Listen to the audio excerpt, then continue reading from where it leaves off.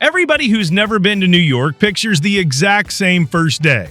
Times Square, the Empire State Building, a photo with the Statue of Liberty somewhere in the background, maybe a giant pretzel. And listen, there's a reason those things are famous, but here's the part nobody tells you before you go. Do New York in that order, off that list, and you'll spend your whole trip shoulder to shoulder with every other tourist, paying the highest prices for the most crowded version of everything. The people who actually love this city see it differently.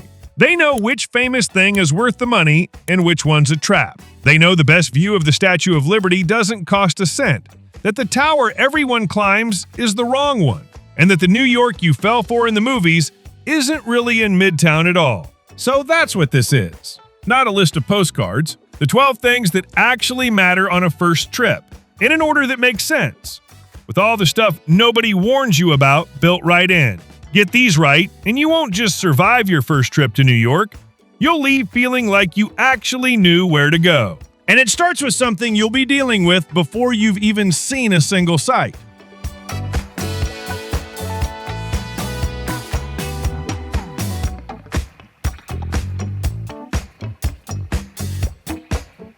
Number 1. Sort out how you get around. All right, so before we talk about a single attraction, let's talk about the thing that quietly makes or breaks the whole trip: getting around. New York runs on the subway, and the subway has changed. Those yellow Metro cards you've seen in every movie? Gone. Retired at the end of 2025. The whole system runs on something called Omni now. And Omni is about as simple as it gets. You tap. That's the entire process. You take the contactless credit card, debit card, or phone you already carry, hold it to the reader at the turnstile, wait for the green light, and walk through. A single ride is $3 flat, and that's the same price whether you're going one stop or riding all the way to the end of the line. You also get up to 2 free transfers inside a 2-hour window, so hopping from a train to a bus doesn't charge you twice. And here's the part worth paying real attention to, because it saves you actual money. There's an automatic weekly cap of $35. Tap with the same card all week, and the moment you've paid for 12 rides inside any 7-day stretch, every ride after that is free. You don't buy a pass, you don't sign up for anything, you don't do any math. The system just stops charging you. One catch, and it's the thing people get wrong. Tap in with your card and out with your phone, and the system reads you as 2 different people, so the cap never kicks in. Pick one card or your phone and use only that every single time. Do that and you're set for the whole trip. Number 2, go up one skyscraper and make it the right one. Now, you came here for the skyline, and standing above the whole city looking out over it is something every first-timer should do once. But this is where a lot of people quietly throw away money. So let me save you some. The mistake is going up the Empire State Building. Think about it for a second. The most beautiful building in that entire skyline is the Empire State Building. So if you're standing on top of it, the one thing you can't get in any of your photos is the Empire State Building.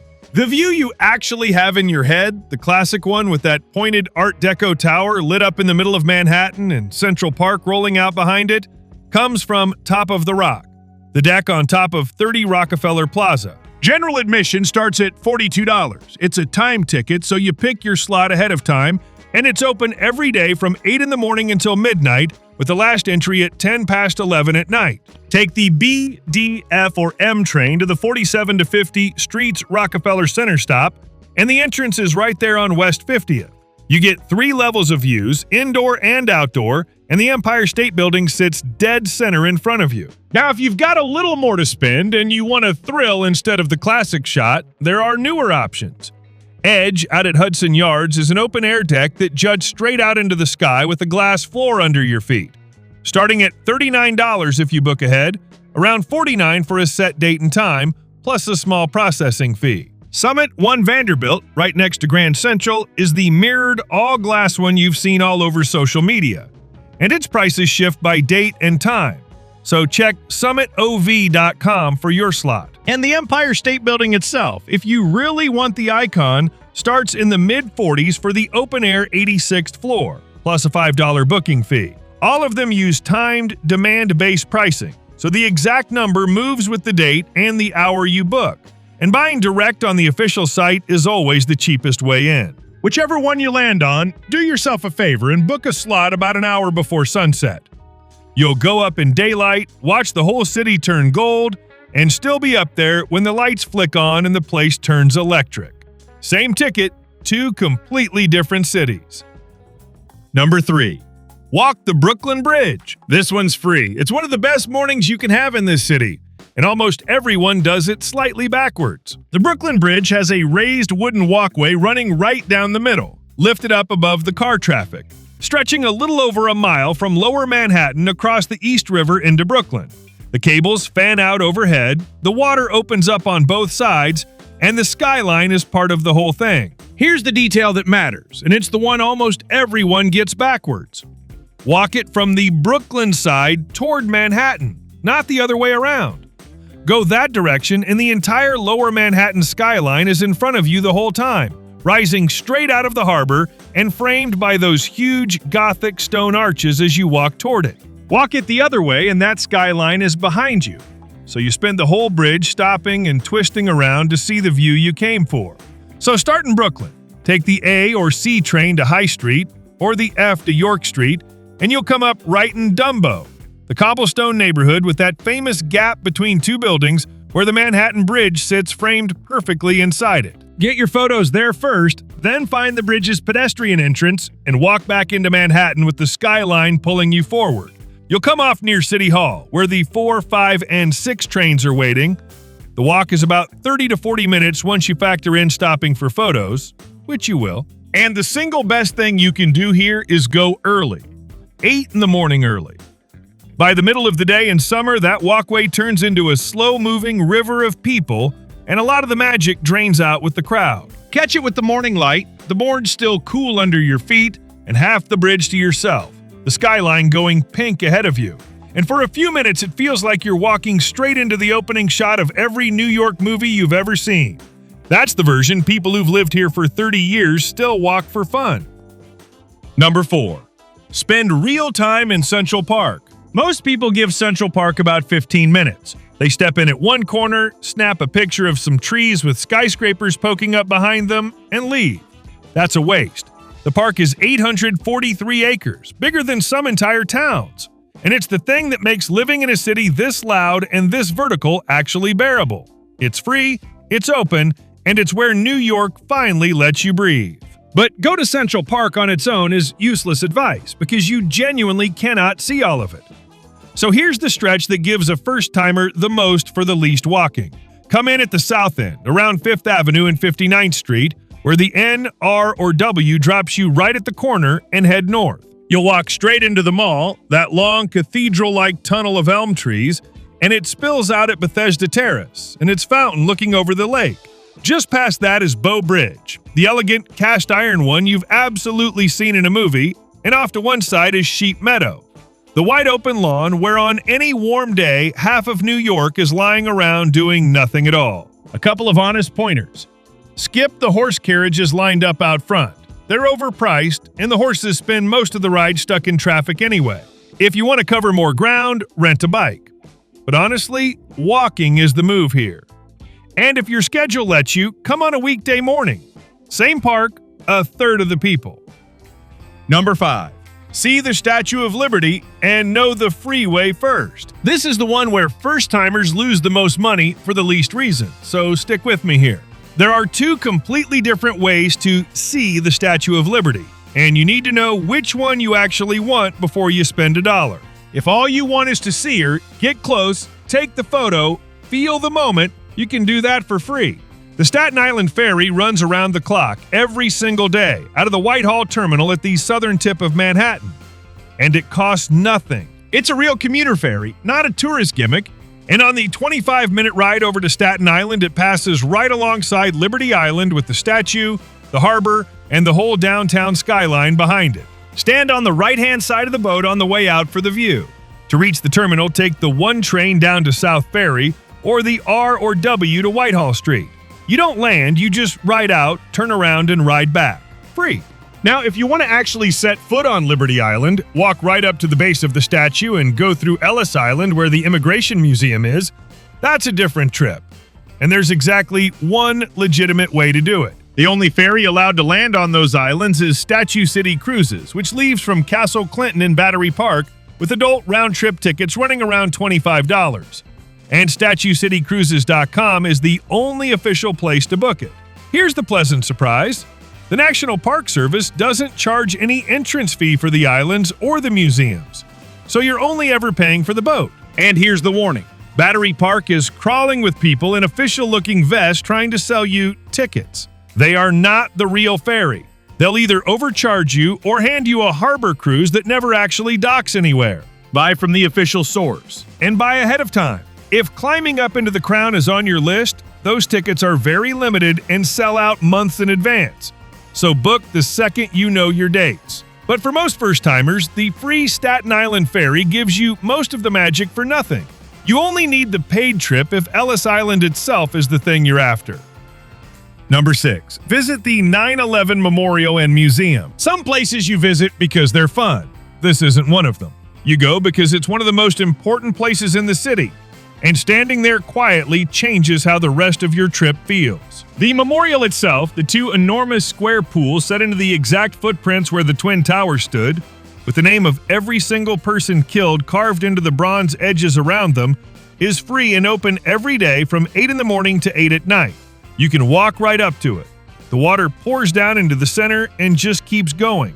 And it's quiet in a way nothing else in that part of the city is. The museum, built underground beneath the memorial, is the deeper part, and it needs a time ticket booked ahead of time. Admission runs from about $24 to $36 depending on the day and time, and it's open Wednesday through Monday, plus some Tuesdays, from 9 to 7.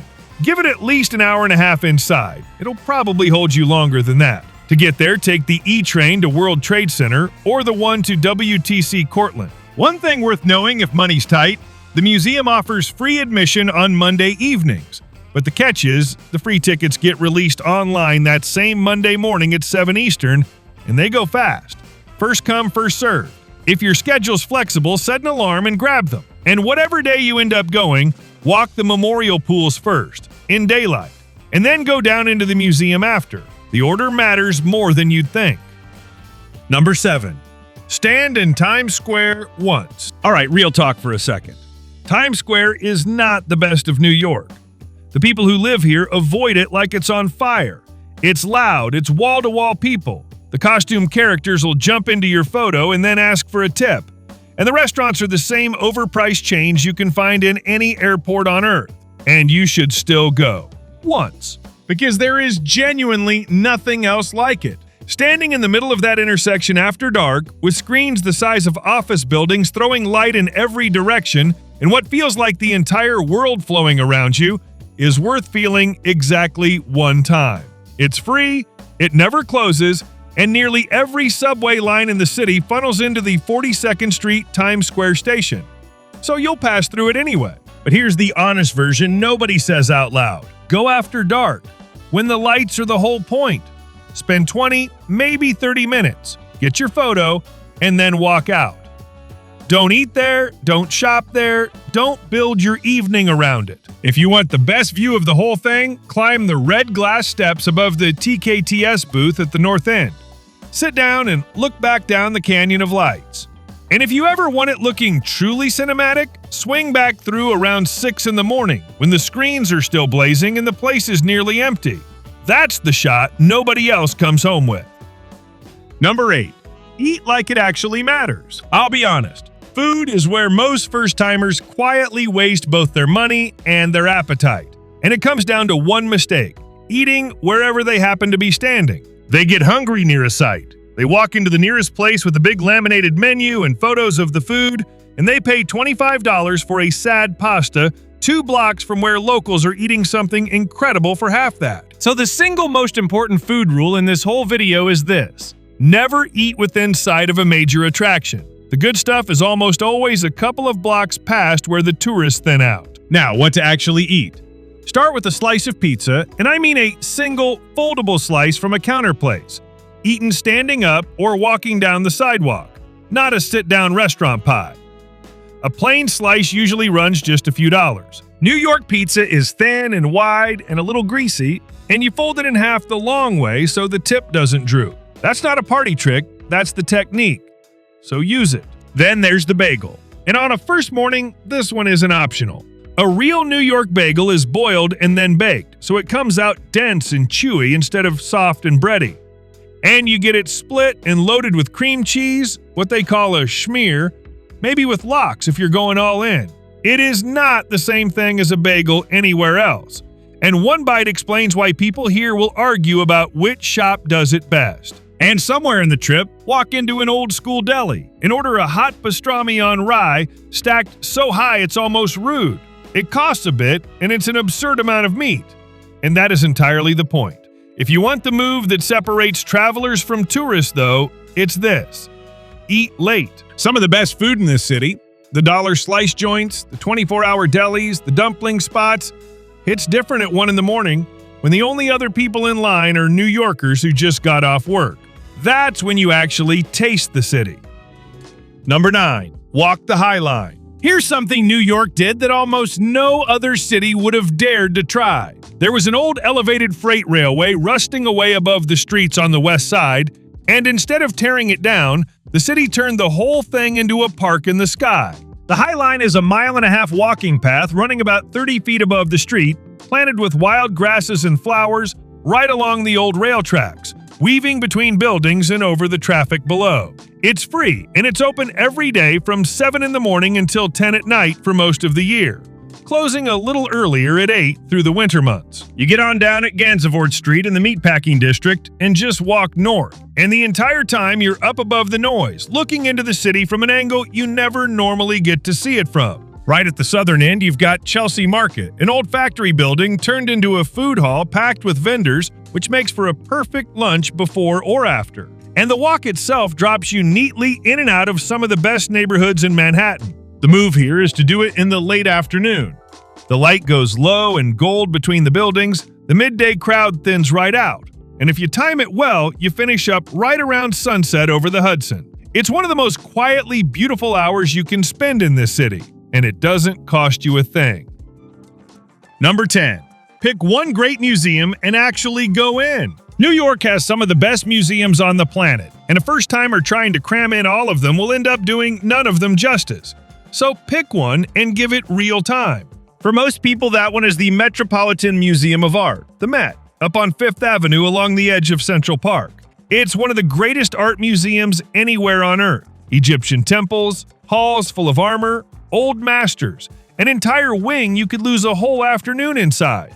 Take the 4, 5, or 6 to 86th Street and walk west toward the park. The ticket situation is the thing to understand here, because it isn't the same for everyone. If you live in New York State, or you're a student in New York, New Jersey, or Connecticut, admission is pay what you wish, which means you can literally pay a single penny as long as you show ID. Everyone else pays a fixed price. $30 for adults, a little less for seniors and students, and kids under 12 get in free. And whatever you pay, that one ticket also covers the Met Cloisters uptown on the same day. Not really an art person? The American Museum of Natural History, with the dinosaurs, the giant blue whale, and the planetarium is the better call, especially with kids. And MoMA, the Modern Art Museum over in Midtown, is smaller and stuffed with paintings you'll recognize the second you see them. Whichever one you pick, don't try to see the whole thing. You can't. And trying will just wear you out and sour the day. Choose 2 or 3 sections before you walk in, see those properly, and let the rest be a reason to come back another time. A focused couple of hours beats a miserable 5 every time. Number 11. Walk through Grand Central. This is probably the most beautiful building most tourists walk straight past, and it doesn't cost a thing to step inside. Grand Central Terminal, over at 42nd Street and Park Avenue, isn't really just a train station. It's a cathedral that happens to move commuters. Walk into the main concourse and look up. The whole ceiling is a deep teal green with the constellations of the night sky laid out across it in gold. There's the famous 4-faced brass clock right in the center, the one New Yorkers have been meeting under for more than a century. Marble everywhere, light pouring down through the giant arched windows. Any of the 4, 5, 6, 7, or S trains put you right inside. And it's completely free to wander in and gawk, which is exactly what you should do. And here's a small thing almost nobody knows about. Down on the lower level, just outside the oyster bar, there's a low tiled archway. Stand facing into one corner of it, put whoever you're with in the corner diagonally across from you, and whisper into the wall. They'll hear you perfectly, clear as if you were standing right next to them, from 40 feet away. The curve of the ceiling carries your voice across the whole arch. It's called the Whispering Gallery. Most people stroll right past it, and it'll make a kid's entire trip. Number 12. Get off the tourist track and just walk. Here's the thing about everything I've told you so far. It's all the famous New York, the skyline, the monuments, the bridge, and it's all genuinely worth doing. But the New York people actually fall in love with isn't any of that. It's the streets. So set aside a few hours, pick one neighborhood, and don't plan a single thing. Just walk. For a first-timer, the best one is probably Greenwich Village and the West Village. Head for the streets around Washington Square Park and start wandering. This is the one part of Manhattan where the perfect grid falls apart, and the streets go crooked and narrow and tree-lined, lined with low brick townhouses, tucked-away cafes, and a kind of quiet you wouldn't believe exists in this city. Washington Square Park itself, with its big stone arch and its fountain and the chess players and street musicians, is some of the best people watching in New York, and it costs nothing. No tickets, no timed entry, no view from the top of anything. Just you walking through a real piece of the city, stopping whenever something looks worth stopping for. And the whole point is to do it with no destination and your phone in your pocket. Let yourself get a little lost. Duck into a bookshop, sit on a stoop for a while, grab a coffee from a place that doesn't have its menu printed in 6 languages. This is the part of the trip you'll be describing to people a year from now, and it just so happens to be the part that costs the least. And that's your first trip. Notice what happened across that whole list. The things that cost the most, the towers, the boat out to the statue, the museum, each got one careful, well-chosen visit. And the things that cost nothing, the free ferry, the bridge at dawn, the park, the High Line at golden hour, a slow walk through the village, those are where the real city actually lives. One honest thing before you go. New York is never empty, and it's never quiet. Even at 6 in the morning, even on a Tuesday in February, there's a crowd and a line and noise somewhere. That's not a problem to fix, it's just what the city is. The trick is to stop fighting it and start moving with it. And somewhere around day 2, it goes from overwhelming to electric. But you've got the whole thing mapped now. What to pay for and what to skip. What's free. Which tower to climb and which one to just admire from the street. The free way to see Lady Liberty and the real way to eat. And the fact that the best of New York was never on a postcard in the first place. Here's the thing though. A year from now, you won't remember what you paid for Top of the Rock, or exactly how long the line was at the ferry. What you'll remember is getting a little lost in the village with nowhere to be. The slice you ate walking down some street whose name you never caught. The morning the whole skyline turned pink in front of you on the bridge. That's the trip. Go have it.